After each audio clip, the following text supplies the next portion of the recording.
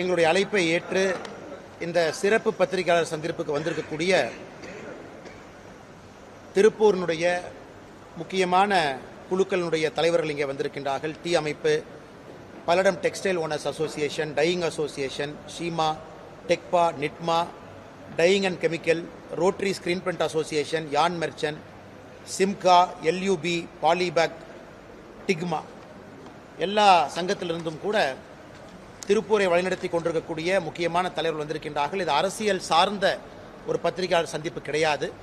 அதனால் எந்த அரசியல் கேள்விகளையும் கூட நாங்கள் எடுக்க விரும்பலை. எங்களால் அவங்களுக்கு தேவையில்லை சங்கடங்கள் வர வேண்டும் என்கின்ற ஒற்றை காரணத்திற்காக மிக முக்கியமாக இந்த சிறப்பு பத்திரிகையாளர் சந்திப்பு நடத்தி கொண்டிருப்பதற்கான காரணம், நம்முடைய பாரத நாடு இரண்டு முக்கியமான நாடுகளோடு அமைப்புகளோடு ஒரு டாரிஃப் ஒப்பந்தத்தை நாம் முடிவுக்கு கொண்டு வந்திருக்கின்றோம். அமெரிக்காவை பொறுத்தவரை 2025 ஜனவரி பிப்ரவரியில் ஆரம்பித்த இந்த பேச்சுவார்த்தை என்பது பிப்ரவரி 7ஆம் தேதி முடிவுக்கு வந்து ஃப்ரேம்வொர்க் இன்ட்ரியம் அக்ரிமெண்ட்டை கொண்டு வந்திருக்கோம். முதல் கட்ட பேச்சுவார்த்தை முடிந்து முதல் கட்டமாக ஒரு புரிந்துணர்வு ஒப்பந்தத்திற்கு நாம் வந்திருக்கின்றோம்.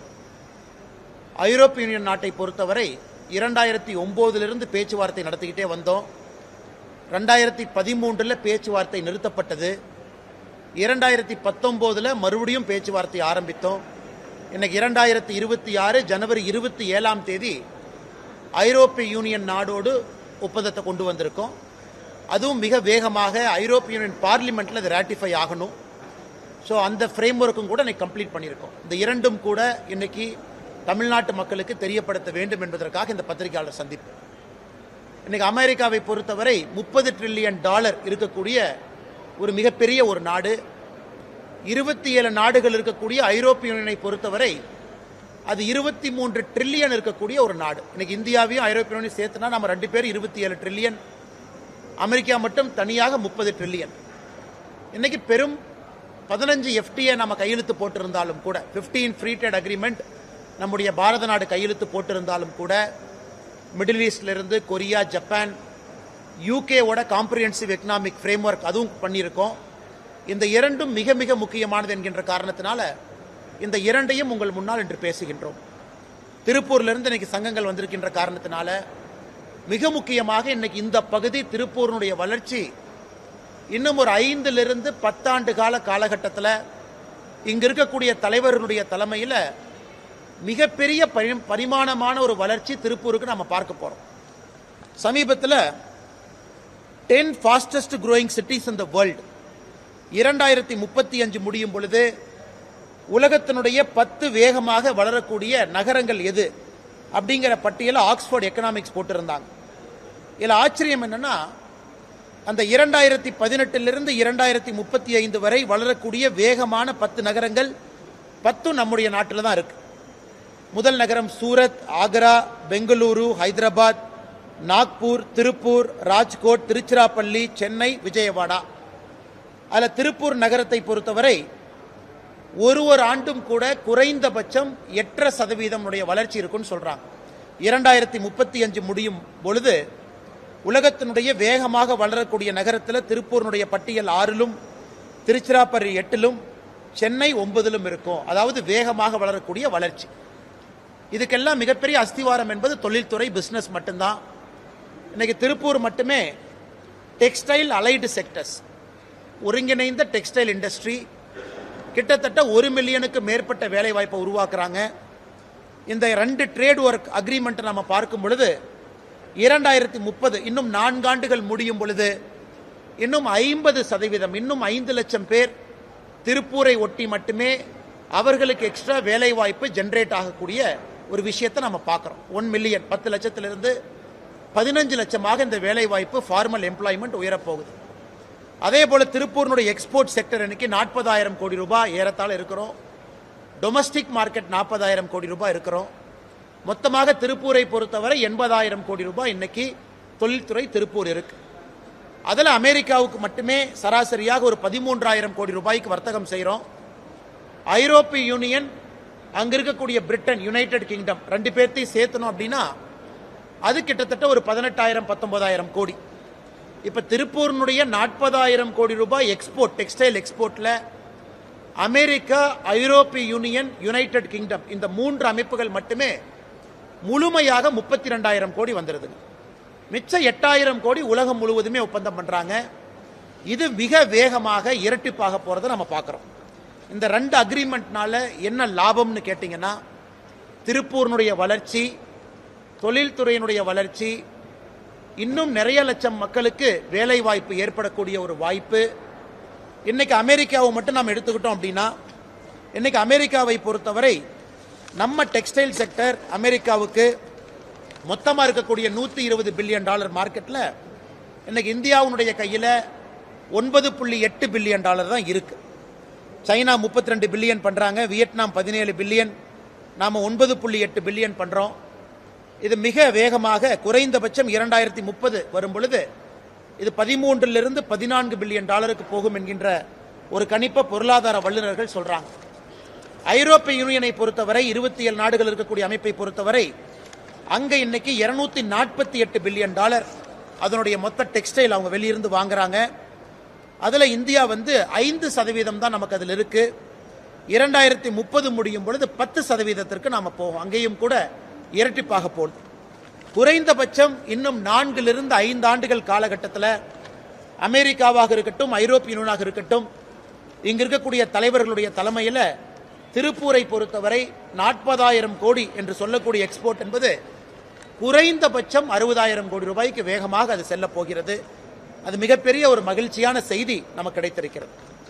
அது மட்டும் இல்ல, நம்முடைய பத்திரிகை நண்பர்களுக்கு இன்னொரு விஷயத்தையும் கூட தெரியப்படுத்த விரும்புகின்றோம். உலக நாடுகளை பொறுத்தவரை ட்ரம்ப் அவர்கள் வந்த பிறகு வரி விதிப்பு அதிலிருந்து யாருமே தப்பிக்க முடியாது. இன்னைக்கு நம்முடைய காம்படிட்டர்ஸாக இருக்கக்கூடிய வியட்நாமா, பங்களாதேஷா, டெக்ஸ்டைல் இருக்கக்கூடிய நாடுகள் நாம் எடுத்துக்கிட்டோம்னா, ட்ரம்பை பொறுத்தவரை ஒரு நாடும் கூட பேலன்ஸ் ஆஃப் ட்ரேட் டிஃபிசிட் எவ்வளவு இருக்கோ அதை பொறுத்து வரி போடுறாங்க. இன்னைக்கு இந்தியாவை பொறுத்தவரை அமெரிக்காவுக்கு $86 பில்லியன் நாம எக்ஸ்போர்ட் பண்றோம், $41 பில்லியன் இம்போர்ட் பண்றோம். அப்ப $45 பில்லியன் நம்ம கிட்ட பாசிட்டிவா பேலன்ஸ் ஆஃப் ட்ரேட் இருக்கு. இப்ப ட்ரம்பை பொறுத்தவரை எந்த நாடுகள்லாம் அமெரிக்காவை பொறுத்தவரை அதிகமான எக்ஸ்போர்ட்டும் கம்மியான இம்போர்ட் இருக்கோ எல்லா நாட்டுக்கும் வரி போட்டுக்கிட்டே வர்றாங்க. அதுல இந்தியாவுக்கு ஆரம்ப காலகட்டத்தில் 25% போட்டாங்க. ரஷ்யாட்டிருந்து ஆயில் வாங்குறதுக்காக இன்னும் ஒரு 25%, 50% இருந்துச்சு. நவம்பர் 2025 குறியீடை பார்க்கும் பொழுது நவம்பர் 24 to நவம்பர் 25 திருப்பூரிலிருந்து அமெரிக்காவுக்கு போகக்கூடிய எக்ஸ்போர்ட் மட்டுமே 31 விழுக்காடு குறைந்திருந்தது. அந்த ஒரு ஆண்டு கணக்கு எடுத்துக்கிட்டோம்னா நவம்பர் 24 to நவம்பர் 25 திருப்பூரிலிருந்து அமெரிக்காவுக்கு செல்லக்கூடிய டெக்ஸ்டைல் அப்பேரல் பொருட்கள் 31% டவுன். அது கண்டிப்பா நமக்கு ஒரு பெரிய வீழ்ச்சி தான். எனக்கு முன்பு பேசின தலைவர் அவர்கள் சொன்னாங்க, ஒரு விதத்தில் அது அவங்களுக்கு சங்கடமாகத்தான் இருந்துச்சு. பட் இருந்தும் இந்த ஒரு ஆண்டு காலம் பேச்சுவார்த்தைக்கு பிறகு எனக்கு இந்தியாவுக்கு உலக நாடுகள் மத்தியில் ஒரு காம்படிட்டிவான டாரிஃப் நமக்கு கிடைத்திருக்கு. 18 விழுக்காடு நமக்கு கிடைத்திருக்கு காம்படிட்டிவ் டாரிஃப். அமெரிக்காவை பொறுத்தவரை நட்பு நாடாக இருக்கக்கூடிய யூகேக்கு 10% கொடுத்திருக்கிறாங்க. நீண்ட நாட்களாக அவர்களுக்குள் இருக்கக்கூடிய ஸ்பெஷல் ரிலேஷன்ஷிப், பிரிவிலேஜ் ரிலேஷன்ஷிப் காரணமா கொரியாக்கு 15% கொடுத்திருக்கிறாங்க. இன்னைக்கு இந்தியாவிற்கு 18% அந்த டீல் நமக்கு கிடைத்திருப்பதே நம்முடைய பாரத பிரதமர் நரேந்திர மோடி அவர்கள் எவ்வளவு பொறுமையாக, சாதுரியமாக அமெரிக்காவோடு இந்த பேச்சுவார்த்தை நடத்தி திரு பியூஷ் கோயல் அவர்கள் அவருடைய குழு எவ்வளவு சிறப்பாக இதை கொண்டு வந்திருக்கின்றார்கள் என்பதற்கு ஒரு உதாரணம். 18 விழுக்காடு இன்னைக்கு இந்தியா அமெரிக்கா இந்த டீல்ல 18%. அதுல இன்னும் குறிப்பாக சொல்ல வேண்டும் என்றால், இந்த $86 பில்லியன் எக்ஸ்போர்ட்ல $41 பில்லியன் எக்ஸ்போர்ட் தான் டாரிஃப்ல இருந்துச்சு. ஏன்னா அது ரெசிப்ரோக்கல் டாரிஃப். இன்னைக்கு அந்த $41 பில்லியன் டாரிஃப்ல கிட்டத்தட்ட 10 பில்லியன் ஜீரோ டியூட்டி அக்சஸ்ல இருக்கும். 31 பில்லியன் அந்த குட்ஸ் மட்டும் 18%ல இருக்கு. ஒரு வியட்நாமை நம்ம கம்பேர் பண்ணும் பொழுது வியட்நாம் 20%ல இருக்கு. அதே போல பங்களாதேஷை பார்க்கும் பொழுது பங்களாதேஷ் 19%ல இருக்கு. பாகிஸ்தானுக்கும் 19%. இது ஒரு பக்கம். இன்னைக்கு ஐரோப்பிய யூனியன் தான் பெரும் வரப்பிரசாதமாக நம்முடைய திருப்பூர் நகரத்தில் இருக்கக்கூடிய டெக்ஸ்டைல் செக்டருக்கு அமைந்திருக்கிறது. 2023க்கு பிறகு ஐரோப்பிய யூனியன் உலக நாடுகளுக்கு கொடுத்த ஸ்பெஷல் பிரிவிலேஜை வித்ட்ரா பண்ணிட்டாங்க. இந்தியாவுக்கு இருந்த generalised scheme of preference GSP withdraw பண்ணிட்டாங்க. ஆனா பங்களாதேஷை பொறுத்த வரைக்கும் லீஸ்ட் டெவலப் கண்ட்ரி அப்படிங்கிற காரணத்தினால ஜீரோ டியூட்டி அக்சஸ்ல இருந்தாங்க. நம்முடைய இந்திய நாட்டிற்கு இத்தனை ஆண்டு காலமாக 12% டியூட்டி இருந்துச்சு ஐரோப்பிய யூனியன்.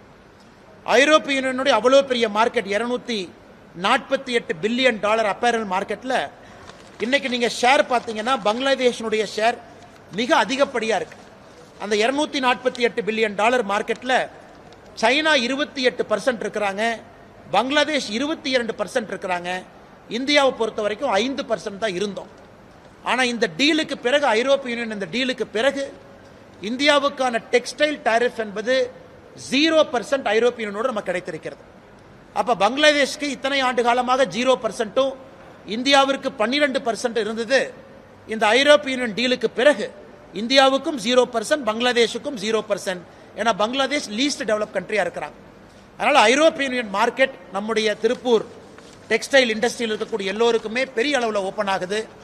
வருகின்ற காலத்தில் நாம் சொன்னது போல 40,000 கோடியிலிருந்து 60,000 கோடி ரூபாய்க்கு மிக வேகமாக முன்னேறுவார்கள் என்கின்ற முழு நம்பிக்கை நமக்கு இருக்கு. அது மட்டும் இல்லாம இன்னைக்கு டெக்ஸ்டைல் அண்ட் அப்பேரல் நாம் பார்க்கும் பொழுது நம்முடைய காம்படிட்டர் சைனாக்கு 35% டாரிஃப் அமெரிக்கா போட்டிருக்கிறாங்க, வியட்நாம் 20%, பங்களாதேஷ்க்கு 19%. அதே போல லெதர் அண்ட் ஃபுட்வேர் நம்முடைய காம்படிட்டர்ஸா இருக்கக்கூடிய சைனாக்கு 35, வியட்நாம் 20, இந்தோனேஷியா 19, கம்போடியா 19. டாய்ஸ் அதிலும் இந்தியாவுக்கு 18, ஆனால் சைனா, வியட்நாம், இந்தோனேஷியா இன்னும் அதிகம். மிஷினரி அண்ட் பார்ட்ஸ் நமக்கு காம்படிட்டர்ஸா இருக்கக்கூடிய நாடுகள் பார்த்தீங்கன்னா Malaysia 19, Thailand 19, Vietnam 20%. Home decker மிக முக்கியமான market, China 35, Vietnam 20, Malaysia 19%. Gems and jewellery Surat அந்த பகுதியெல்லாம் காம்படிட்டிவா நமக்கு 18%, சைனா 35, சவுத் ஆப்பிரிக்கா 30, தாய்லாந்து 19. நம்முடைய காம்படிட்டர்ஸ் இன் ஈச் செக்மெண்ட் இன்னைக்கு எல்லா நாடுகளையும் விட ஒரு சிறந்த ஒரு டாரிஃப் டீல் நம்முடைய நாட்டுக்கு கிடைச்சிருக்கு. நிச்சயமாக வருகின்ற காலத்தில் மிக வேகமான வளர்ச்சி. இன்னைக்கு ஆக்ஸ்போர்ட் எக்கனாமிக்ஸ் சொல்றாங்க, மிக வேகமாக வளரக்கூடிய நாட்டில் மாநகரத்தில் 6வது இருக்கக்கூடிய திருப்பூர் இன்னும் வேகமாக இன்னும் விரைவாக வளரும் என்கின்ற முழு நம்பிக்கை எங்களுக்கு இருக்கு.